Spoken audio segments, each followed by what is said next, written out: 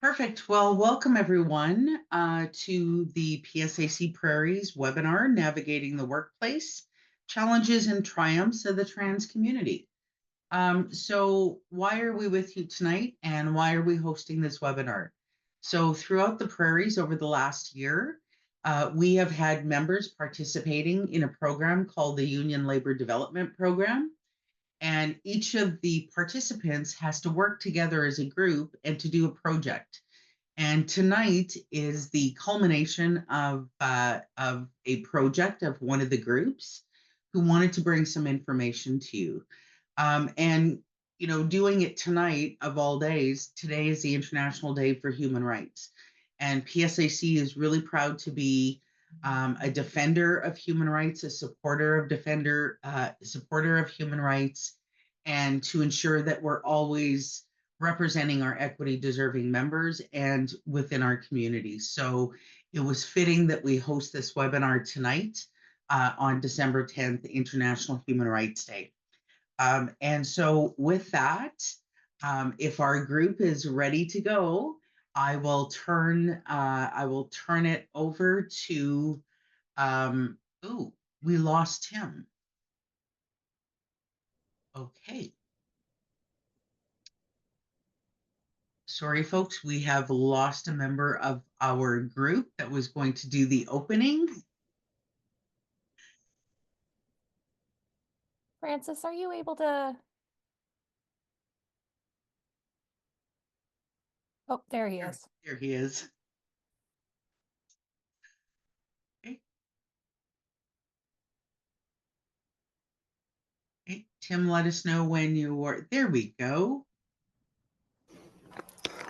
Sorry, I'm not sure what happened there. Technology.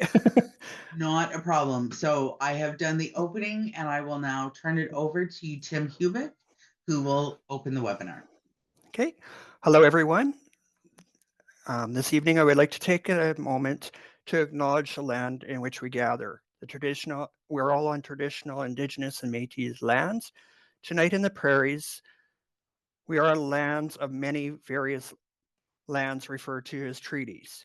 I am currently speaking to you from Treaty 4, the original land of the Cree, Ojibwe, Saulteaux, Dakota, Lakota, and homeland of the Métis Nation. I want to also say that we are on the treaties 1, 3, 6, and 7. I acknowledge the mistakes and the harms that were caused on these lands. And to the Indigenous peoples of these lands, I wish to take the time to acknowledge, but not forget, rather take time to reflect and learn from the mistakes and the harms. I want to take time to encourage you on this call tonight to scan the land in which you are joining. As you scan this land, ask the questions about the water. Is it clean enough for all to drink? What are the language that were traditionally spoken on these lands? What were some of the traditions? Are these still being upheld today? What are the mistakes and harms of these lands? Are they affecting our communities today? What is being done? And what can be done to begin the healing? What is one thing you are personally willing to learn from these harms and mistakes to work on this important task towards reconciliation? I am dedicated to ensuring the spirit of reconciliation is honored and respected. I respect all treaties that were made on all territories. I acknowledge the harms and mistakes of the past, and I am committed to moving forward in partnership with Indigenous nations in the spirit of reconciliation and collaboration. I hope you are too. Thank you for your mindfulness on this reflection and safe journeys as we travel this journey together towards truth and reconciliation. And I now will read the anti-harassment statement put out by PSAC. Our union is made stronger by members working together to improve our working lives, to preserve the rights that we have struggled to achieve. Mutual respect is the cornerstone of this corporation. PSAC Constitution confirms that every member, staff person, and non-staff support people, example, technicians, interpreters, etc., are entitled to be free from discrimination and harassment, both in the union and in the workplace,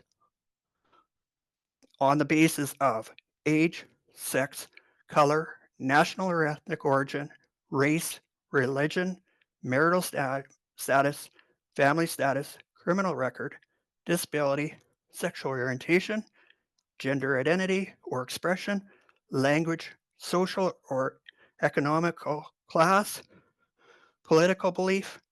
Members and staff and non-staff support people are entitled to be free from psychological harassment. Content displayed or posted on the event platform, as well as any and all discussion on the platform, shall be respectful. Conflict in itself does not constitute as harassment. Rather, harassment includes online bullying, content or language that threaten, abuse, defame, obscene, or objectionable on the event of the platform and any other related electronic network. To be clear, content or discussion of racial, sexual, ableism, homophobic, transphobic, or otherwise discriminatory nature will not be tolerated or accepted. Content and discussion must not be offensive, graphic in tone or nature. Should you experience harassment at this event, please contact the identified harassment resource person to discuss the situation. Early and informal resolution process and strong engagement is encouraged. Whenever possible, members are expected to engage in respectful dialogue to resolve the matter. The anti-harassment resource person is available to facilitate this discussion. If this conversation is neither successful or possible, the appropriate process is outlined as a harassment policy, guidelines, collective agreements. The Constitution and regulation will be fully and quickly engaged.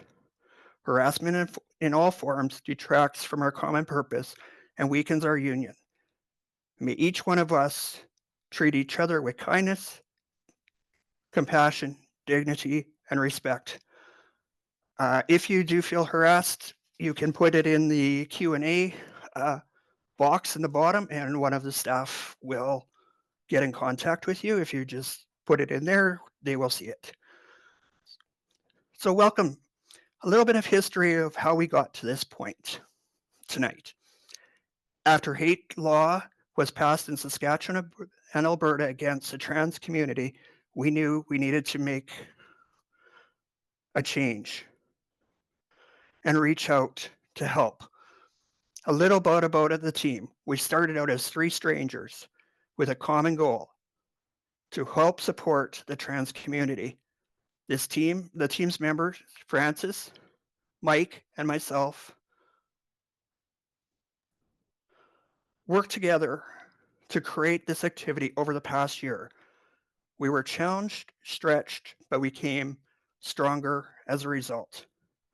As a result of this, we bring you tonight's webinar, Navigating the Workplace, Challenges and Triumphs of the Trans Community. We look forward to the presentation tonight. And before we get started, just one quick housekeeping thing. The speakers will have a few moments at the end to answer questions. We ask that you put your questions in the Q&A box on the bottom of your screen. We will take as many questions as time is allowed. Without further ado, I will turn it over to my co-partner, Francis, to introduce our first speaker. Hi, thank you, Tim. So I wanted to talk about Shandi Strong. I've been friends with Shandi for a little while. We've known each other for a long time. Shandi is a very accomplished. She has a very long bio. I may shorten it just a scooch. um, so very quickly, I want to start by saying Shandi has been a fixture in the 2S LGBTQIA plus community in Winnipeg for a very long time. She's been part of that community for 35 years. She became the first ever female vice president for Geo's Bar in Winnipeg. And she's done a lot of work. She's been published in Outwards magazine, and she's done a lot of other work as well. She wrote in 2018, she wrote an autobiography entitled Growing a Pair, which I think is just a spectacularly great title. She was one of the first mentors for Big Brothers Big Sisters PRISM program for 2S LGBTQIA plus youth. And I know that she did some great work there. She was in 2015, she was honored as the first ever transgender Grand Marshal of Winnipeg's Pride Parade. It was wonderful. It was really great to see someone I know and admire out there, as the Grand Marshal that year. I was very proud. She received a Trailblazer Award from the LGBT Chamber of Commerce. So yeah, she's done a lot. She also helped instigate and create the Winnipeg's Trans March. In Winnipeg, we have, there's a trans march specifically to celebrate trans lives. It's a wonderful event. I go every year, and I'm always happy to see more and more people coming out every year. And for a long time, she organized that, and she was the instigator of that as well. So she was a L'Oreal Canada Woman of Worth honoree, and on her behalf, $10,000 was donated to Big Brothers Big Sisters PRISM program, which I mentioned earlier. Now she sits on boards of several nonprofit organizations, including Our Own Health Center, a not-for-profit healthcare provider for 2S LGBTQIA plus people, which I think is, again, a terrific idea. During the 2016 provincial election, she was nominated and ran as the first ever openly transgender provincial candidate in Canada for the Manitoba Liberal Party. She's run again in 2019 and 2023 federal or provincial elections, sorry. Since 2016, she's remained active in politics, working as constituency assistant, and president for the Fort Garry Constituency Association. She sits on the 2S LGBTQIA plus commission for the Manitoba Liberal Party. So since coming out 13 years ago, and in so doing, losing a 15-year career and a 20-year marriage, her life has had its shares of ups and downs, including a suicide attempt, living on EIA, balancing with a new career, new love, and reconciliation with her children. She lives in Wildwood Park with her wife, Kate, and their 2 cats. She enjoys many things, including science fiction, golf, curling, playing guitar, and adventure. And that's where I met her, actually, was Star Trek Winnipeg. So it's always, it's my great joy and my pleasure to introduce Shandi Strong. Thank you, Fran. Okay, I'm just gonna share my screen here and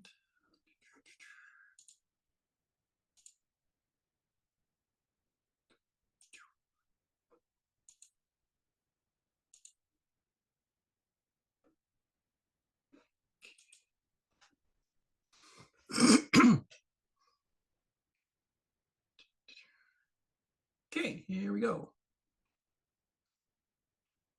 So I'd like to, first of all, thank Fran and everybody else very much for having me. I'm really honored to be here with everyone.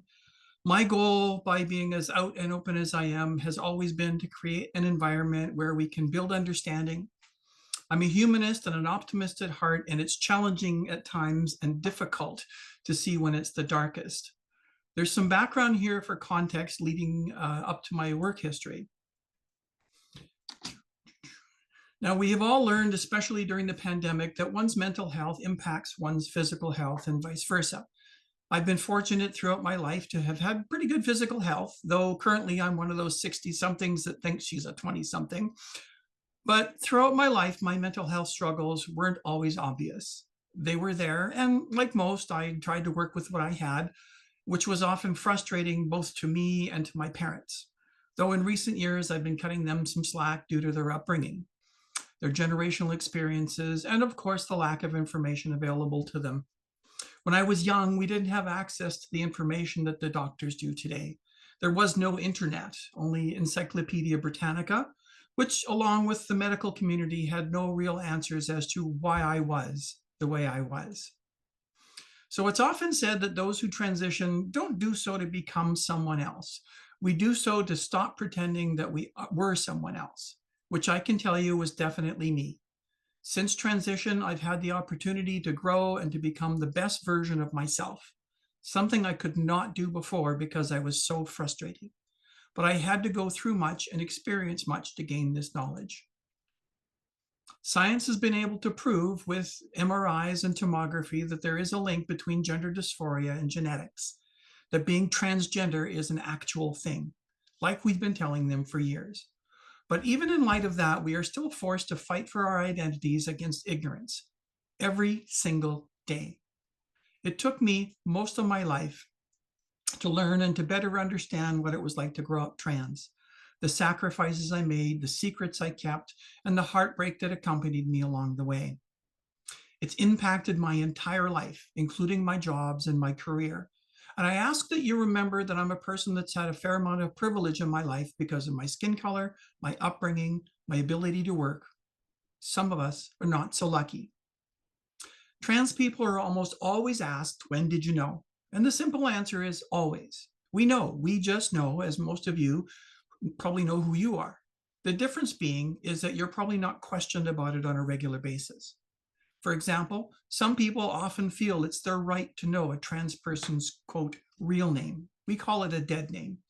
But really, what relevance is it to them? As far as I'm concerned, like most women, it's nobody's business who I was or what I do with my body. If you don't think that being trans is a thing, don't be trans. But no one should prevent anyone that they aren't responsible for from being trans. And keep in mind that many people transition in middle age. It's not just the kids that are doing it these days. When I was young and I hadn't found my place in the world, I felt the pressure to know what I was supposed to become from all sides. Parents, friends, family, everyone, it seemed, had an opinion about what I should be, except me. As a child, and nowadays as something of a feminist, gender-based expectations were something I never really understood. I just wanted to be myself and not what everyone else wanted me to be, partly because I happened to be assigned the wrong gender when I was born.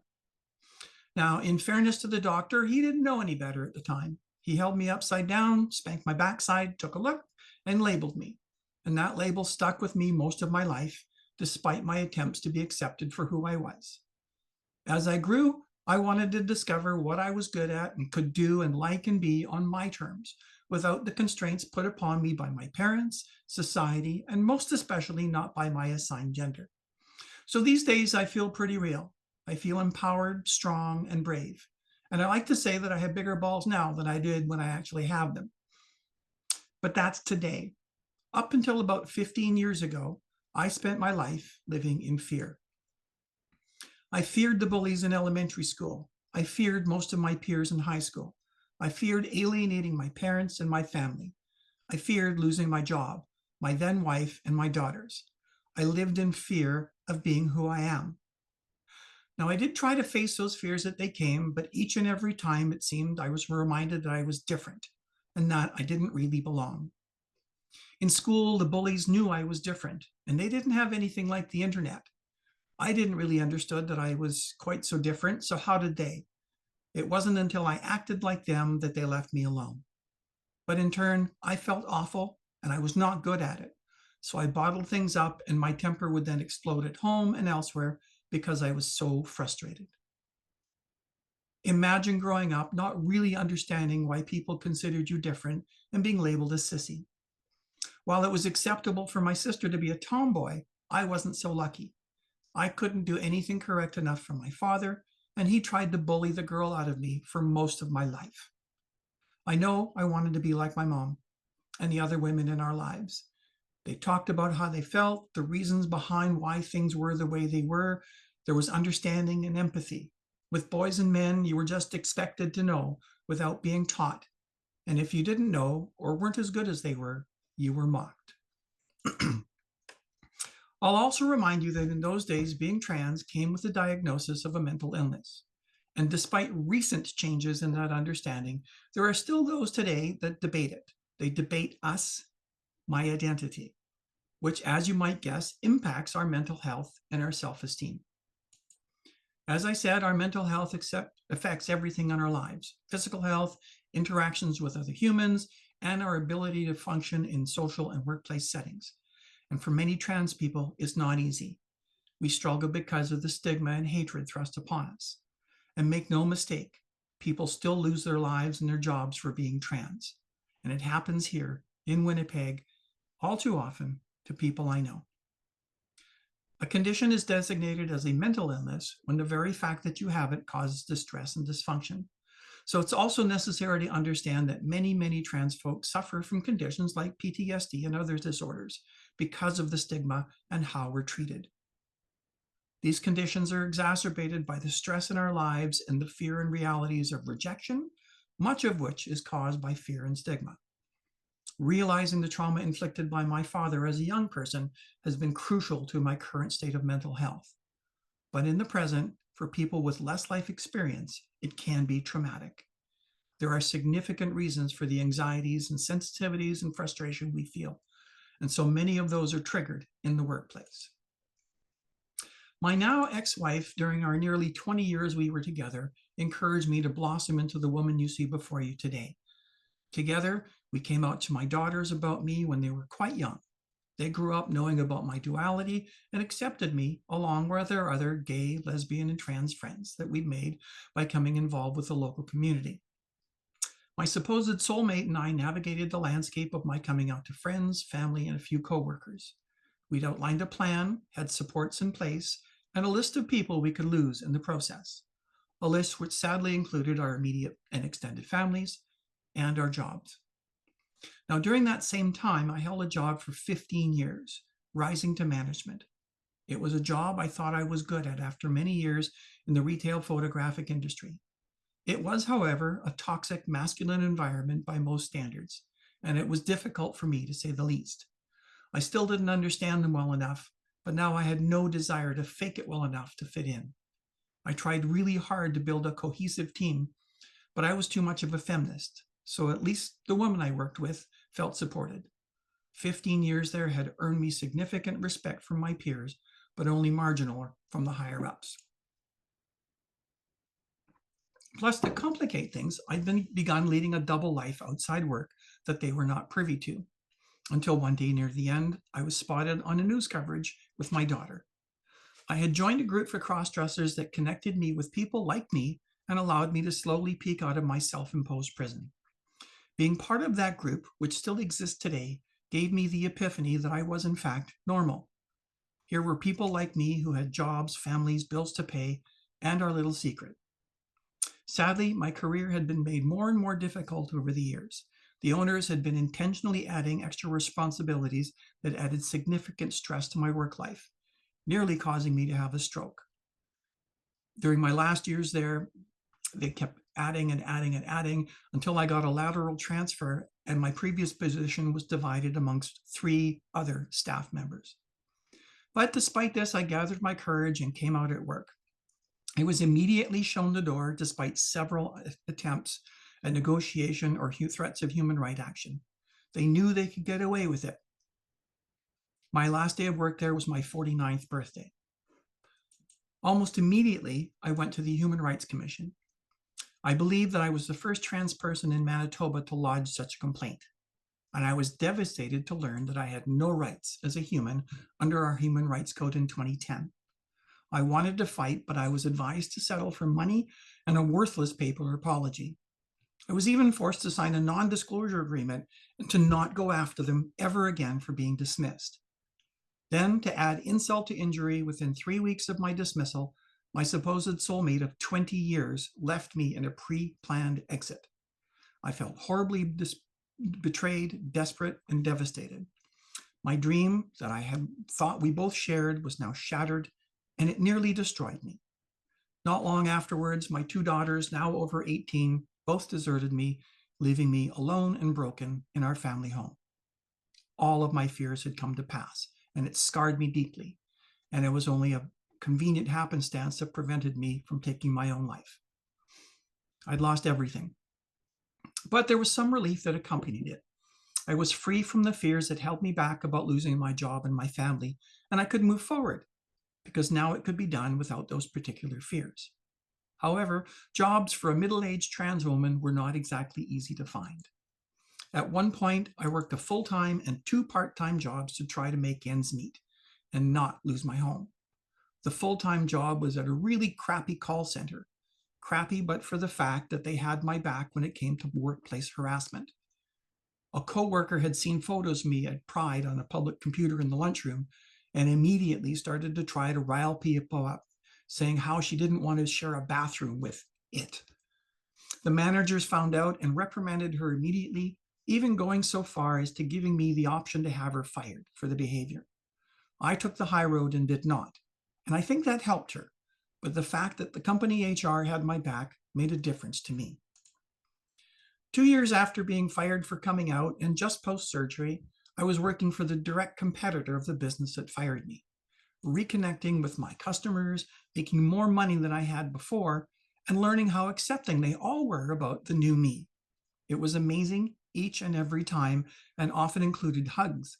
It served to reinforce how wrong my previous employer had been to fire me. As these and others in my life learned of and met the new me, I noticed that almost without fail, it was the women who welcomed me with open arms.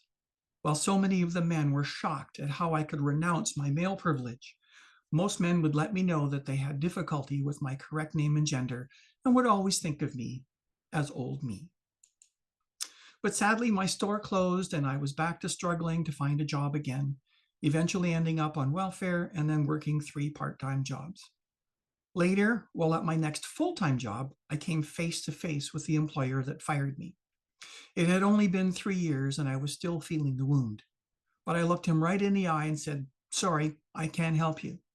Then I turned to the next customer and gave her the best customer service of her life right in front of him. I immediately went to management and told them how I refused to serve a customer, and they completely understood, reinforcing that if any complaint came forward, I would be supported. Now, while there, I unsuccessfully ran for office with the full support of my employer and coworkers. And now I currently work at the legislature in a political office where I've been for the past 8 years. Not only am I seen and listened to and cared about and supported, I'm respected, encouraged, and I feel like I belong. It's like no workplace I've ever been, and it goes without saying that they have my back. Now, we all like to believe that our human rights are inalienable and irrevocable, but the stroke of a pen can change all that. Trans people are about 5.5% of the human population, yet the extreme right make scapegoats of us and bring up bills that rile up both sides. It's politics, plain and simple. Because of a small portion of the population, everyone, especially your parents, are being bombarded by confusing and conflicting messages from media, celebrities, politicians, fearmongers, and bigots. The need is strong to protect kids and listen to anybody that's being visible, so we can demonstrate and achieve normalcy. If they just simply left us alone, they would see that we are simply human beings. But the same people that actively hate and villainize us tend to be the same people who hate different religions, ethnicities, immigrants, and so on. The world has many, many more problems than just a few people that want to transition. So it's not us the problem. It's the people that hate and weaponize the word woke. Just last week, a well-known trans advocate went before the Supreme Court in the US to talk about the status of healthcare access for trans youth and likely the eventually gender-affirming healthcare for all trans American. This has been a battle for American trans people since the first Trump administration, and they are losing hope. Over in Alberta, my friend is preparing with her community to battle Premier Danielle Smith and her UCP government, who passed some of the most harmful and anti-trans and anti-human rights laws in the country. Laws that will harm the most vulnerable people, trans youth. It's literally a life or death fight. And of course, Saskatchewan and New Brunswick have their own hate-based laws. A year ago, there were marches on our legislature with 1,000 people wanting to protect their kids. Over 1,000 people came to shame a few trans kids. These shameful marches, armed with misinformation, were coordinated elsewhere in the province and in the country. It was ironic that many of the protesters were weaponizing their crying children in order to protect them from us by holding them out in front while chanting at the counter protests. Absolutely shameful, and it serves to demonstrate how they were coached.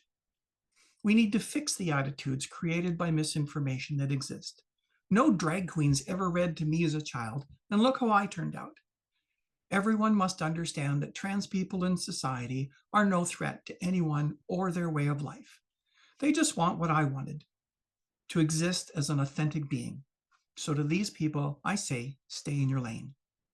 I am, however, happy to report that a march by the same group was scheduled for this year. It failed to materialize. I joined my community and friends at the counter protest, and we're happy to say that not one single marcher showed up. This gives me hope that love will win over hate. I believe that most people are good people.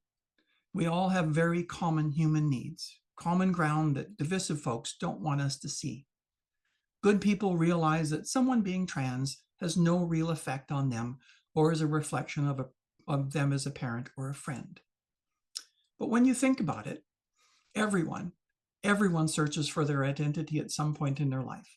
So really, we're not so different. Nowadays, I feel like my life actually began anew 14 years ago on my birthday. And I've learned thus far that you must live for your own expectations and your own dreams, because if you don't, no one else will. Thank you. Thank you, Shandi. That was excellent. Thank you, Fran. Awesome. Yes, thank you, Shandi. That was great. Hi, everybody. I'm Michael Webb. I'm also part of the ULDP group with Tim and Francis. I'm going to be introducing our next speaker, Kate. Kate Hart. Kate is a 62-year-old trans woman who transitioned while on the job at Passport Canada in 2008. She has been an activist since that time, going to speak at Table 5 2 weeks after starting her transition. Since then, she has been a devoted union activist, being a local human rights rep, member of the PA bargaining team for almost 5 years, and was the first trans woman ever elected to a bargaining team. National Equity Rep, 2S LGBTQ+, and Assistant National Vice President for the Human Rights for her component, and the Union of National Employees.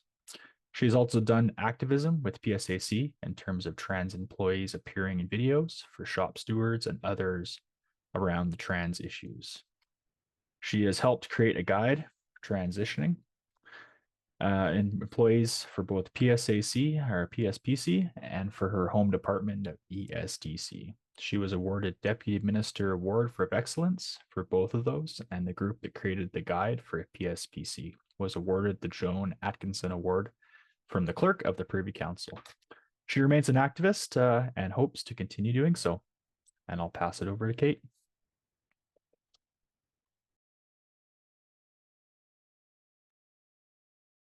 Oop. You're on mute, Kate.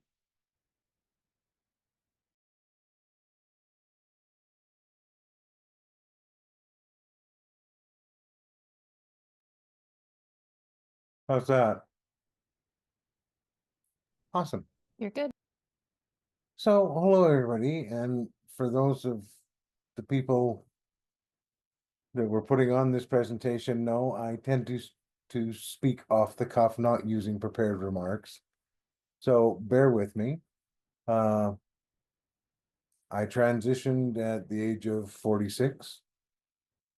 Hard to believe it's been 18 years.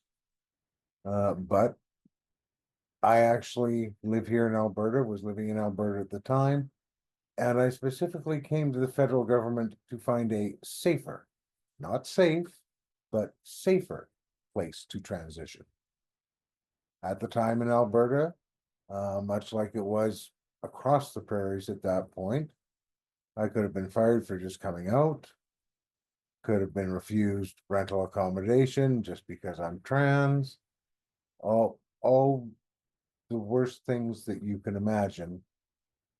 And, you know, for those of us that grew up in Saskatchewan, up until I left Saskatchewan in 1983, I could have been forcibly medically detained to be cured under Saskatchewan's then Mental Health Act.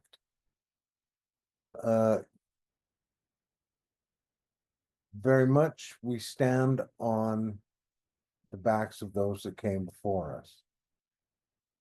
Just like the new generation stands upon much of the work, people like Shandi, people like Caroline, myself, Tim, all of the activists that have been out there promoting equal rights for the queer community. I know we're specifically talking about trans rights and trans issues this evening, but our community would not have evolved the way it did without the overall LGBT community and the steps that they made before us. We've been PSAC was the first one to get sexual orientation into a collective agreement. We were one of the very early ones to get gender identity and expression into a collective agreement, providing protections for all of us. The fight doesn't end. I look south of the border, and most of my friends that live south of the border, a lot of them are actively applying for immigration status, which is a really sad commentary, because Trump and his ilk are incredibly dangerous. I would feel more afraid being in the same bathroom with one of those politicians than I would anywhere else.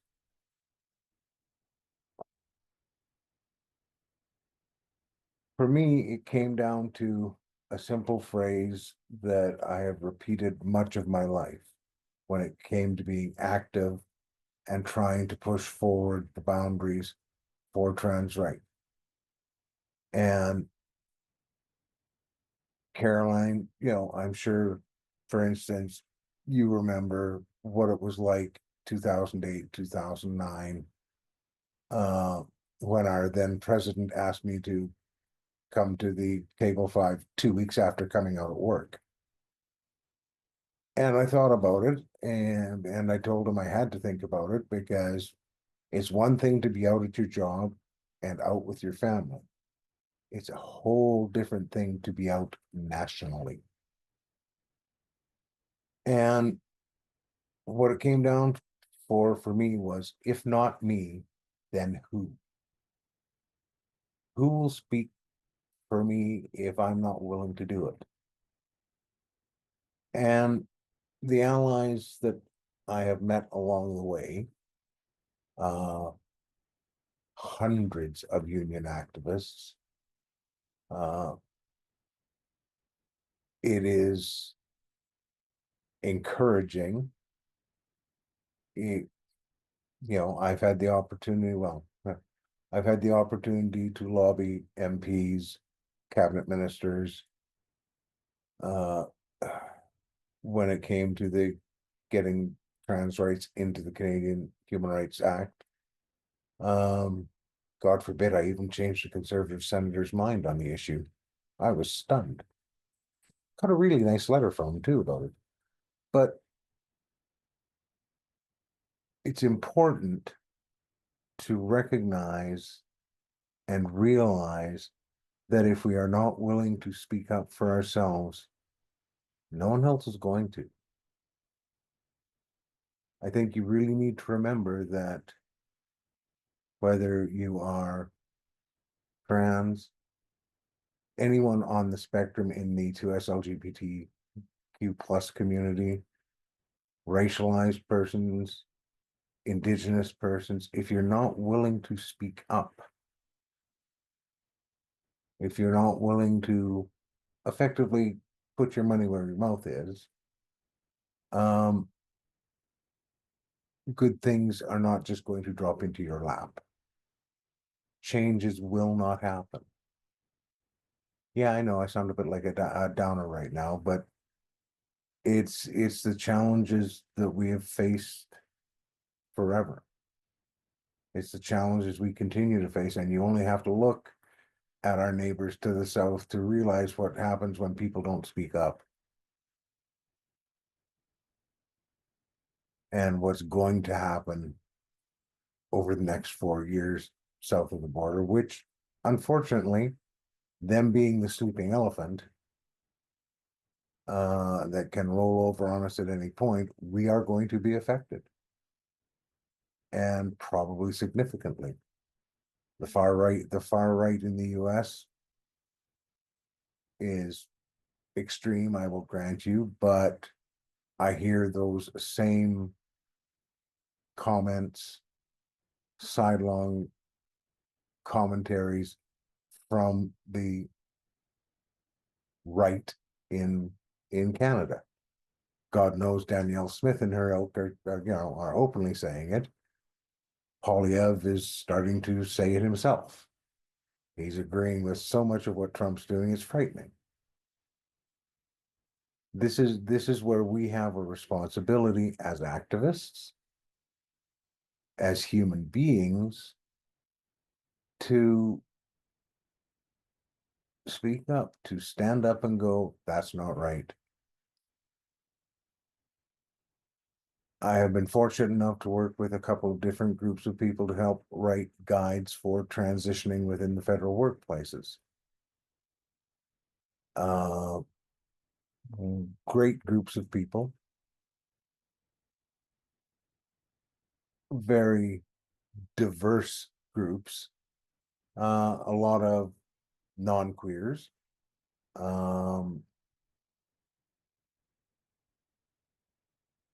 Non-queer, cisgender, potato. But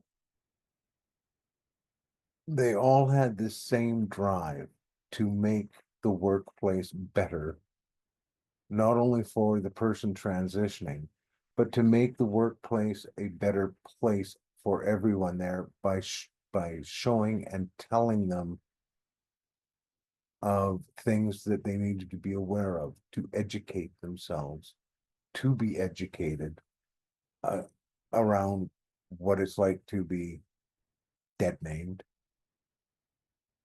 misgendered. And you can probably hear from my voice, and this is after 2 years of working with a speech pathologist every week. I still have a pretty masculine voice. I get misgendered on the phone all the time. At this point, there's nothing I can do about it. I used to speak lower than Barry White sang, which is a frightening concept in itself. But it just proves, I think, that trans folks come from every stripe of life. Some got very lucky in the looks department and can pass immediately. Others, and I'll use myself as an example, I got hit pretty hard with the testosterone stick during puberty. It happens. Nothing I can do about it. But what I can do about it is try and make things better and safer for those that come behind me. Doing the activist work we do That's really what it's all about. It's not building a legacy for yourself or building a reputation. It's about making it better for those that come after you, in my mind. And I think that's what helps us progress as a society. I think that what differentiates us very much from our southern neighbors and from some of our neighbors in other parts of the world. You know, it's still illegal to be me in 77 countries. And I don't know the latest statistics because I haven't been keeping up, but the last I knew, it was still a death penalty offense. It's innate.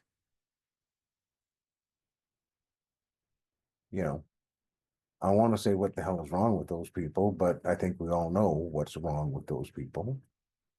There are parts of the world I can never travel to. There are parts of the world Shandi can never travel to, or Caroline, or Tim. We just can't. It's illegal for us to effectively be there. There are countries that will turn you away at the border, specific countries that will turn you away at the border if they think you're queer. You know, so I think it's incumbent upon all of us to keep pushing the envelope, both here in Canada and through our outreach with some of the PSEC programs that work in other countries. And I think it's also incumbent upon all of us to be better neighbors, to be better human beings. I know since I've transitioned, I'm much more outgoing. I was very closed off pre-transition. And I don't know if Shandi feels the same way. It's just for those of us that have transitioned, it's freeing oneself to be ourselves. And there's something incredibly gratifying about that. But also makes you stop and realize how shut down and closed off you were to the world prior. I don't really have a whole lot of other comments to make, just to say, if not you, then who? Speak your truth, speak with your voice, and help all of us move forward. Thank you.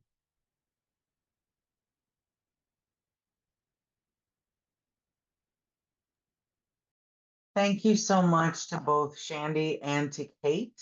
It was my first time meeting Shandi. And Kate and I have spent many hours in a car doing ratification votes.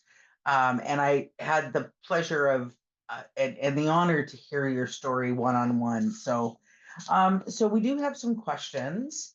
And we have some time for questions. And I thought this one was a great one, and it kind of tags on to your last comments, Kate. So I'll ask it to both of you. It's from Stacy saying, thank you both for sharing your stories. Kate, I know you said it's imperative for people to speak up for their human rights as trans people. I feel it's equally important for allies to stand up in solidarity. Can you tell us what is one action that we can do to support our friends? So I'll go to Kate first, and then I'll come over to Shandi. Oh, you're on mute, Kate. There we go. Yes. One action. Vote. Oh, Vote and make sure that the representatives you elect are the people that you want to be leading you. That's a powerful answer. Thank you, Kate. Shandi? I completely agree. I mean, as one of those people that wants to be elected to those positions so I can make a difference, yes. I know for a lot of allies, it's a challenge, because often it's do you stand up? How and when do you stand up? And you can always look at it, and I find it's helpful for a lot of people to put yourself in somebody else's shoes. If you know that somebody's trans and having a difficult time, you can understand that by looking at your own life and how did you feel when you were bullied or someone made you feel bad or someone insulted you and all of these other things. And if that was your friend, you would stand up and you say, hey, don't treat my friend like that. The trouble with trans people being 0.5% of the human population is, aside from family members that are going to stick up for us, it's mathematically challenging for us to get majority anywhere. So we really adore and need our allies to be there to stand up for us. So if you hear somebody making a comment, as what happened to me, about some person being trans in the workplace, it took a person to stand up and report that to management. Be that person. Stand up for that trans person's human rights and their dignity.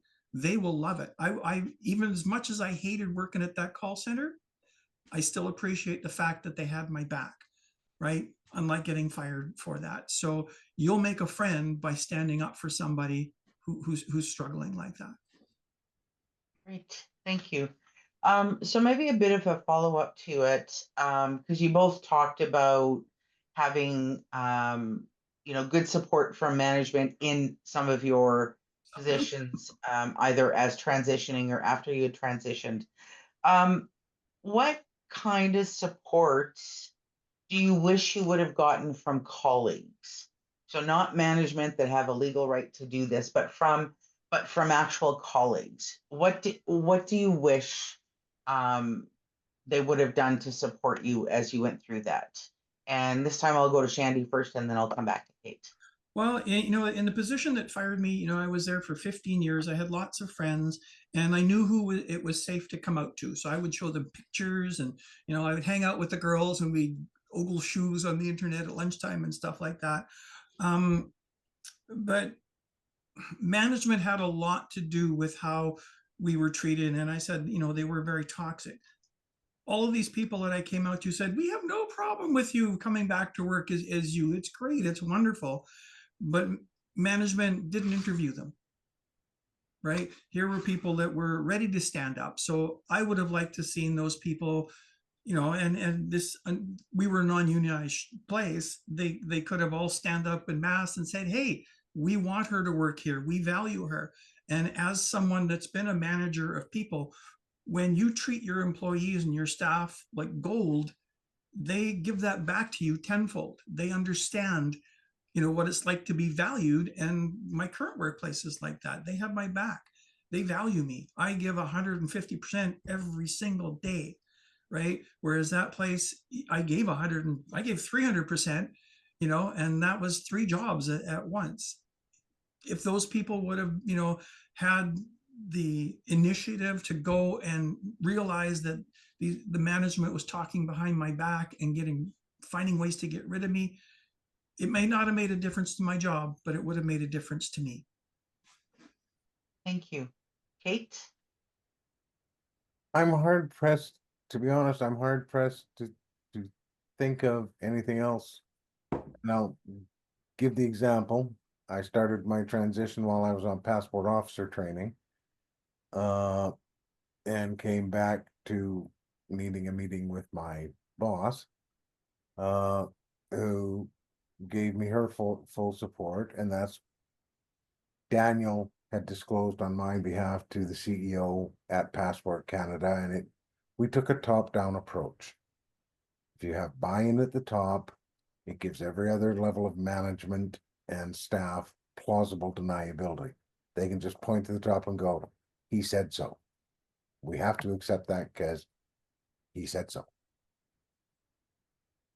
But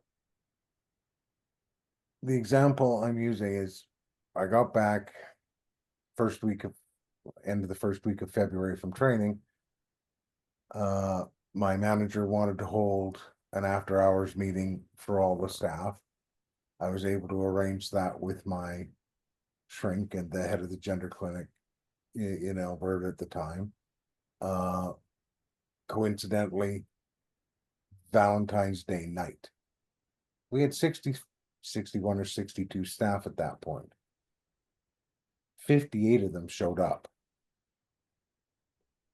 They probably all had other plans to celebrate Valentine's Day with their loved ones. They came, and it was a Thursday, and they all came to the after hours meeting. Management paid overtime for the meeting. They all came. They got to ask my doctor questions. They got to get a cogent explanation of what being trans really meant. And I was planning on coming as me on the following Monday.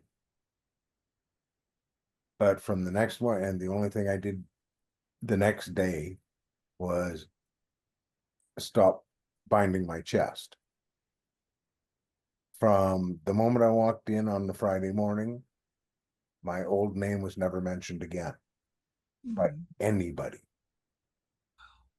My team leads and managers said, if a customer has a problem with you at the counter, step up, walk away. One of us will handle it. There were a couple of the staff that, because of their particular religious belief systems, they accepted me as a coworker, but I knew it was never going to go any further than that. They did not mistreat me. They just didn't associate with me unless they needed to at work.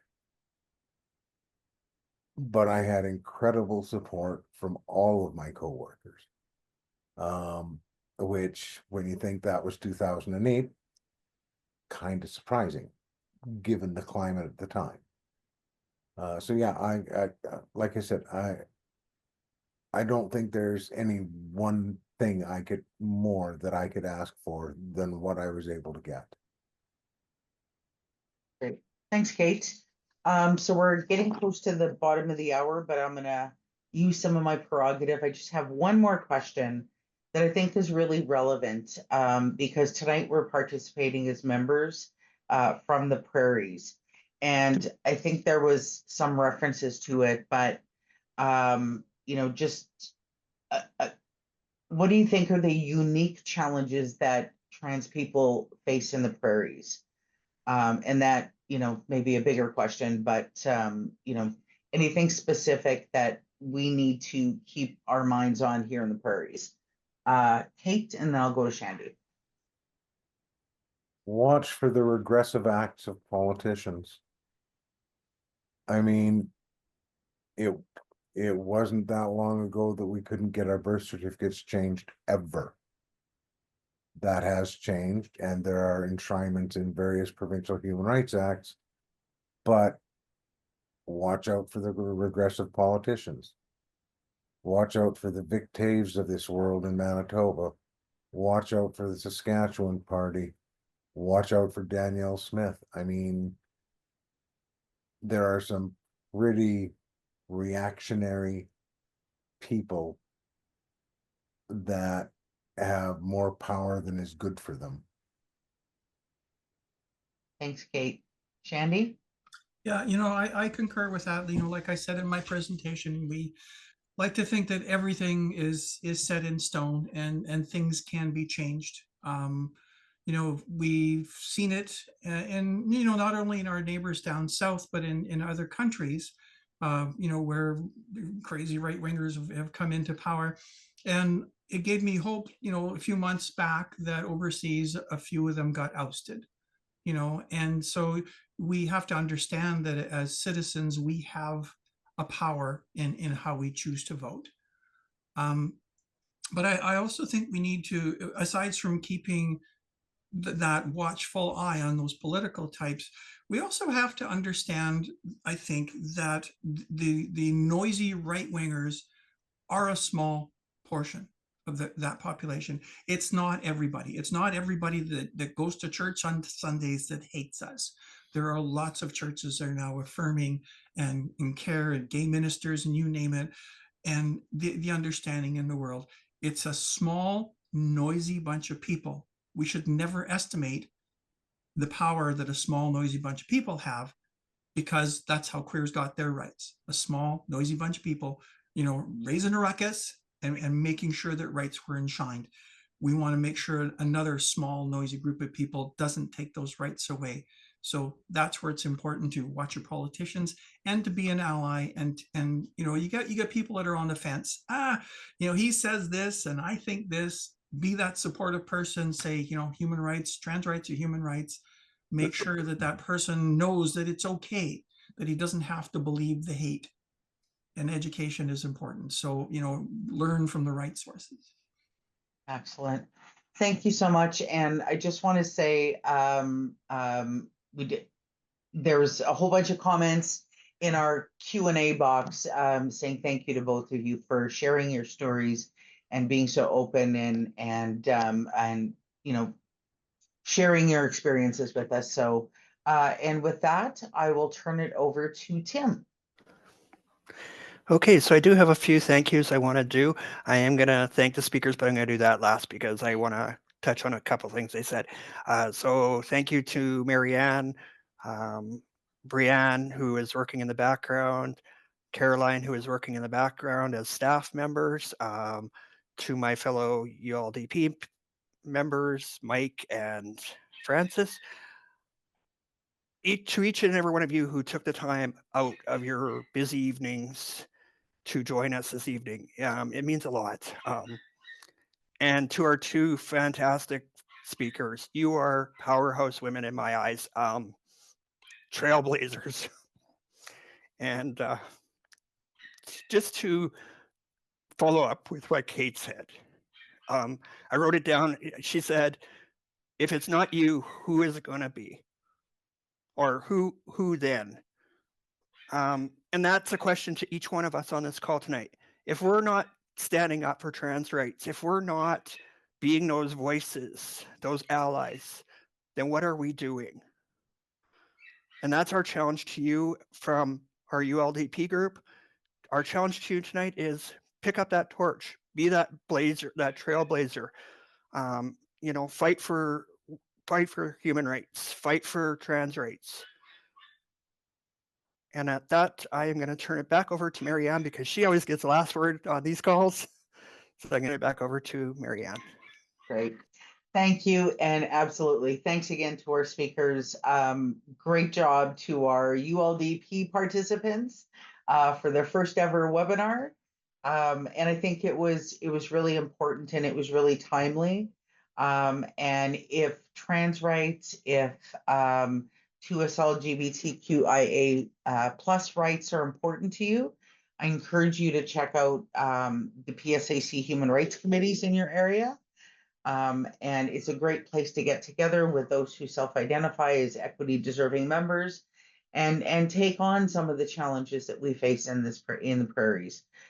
So with that, I thank you everyone for spending some time with us this evening. Thank you and have a good night.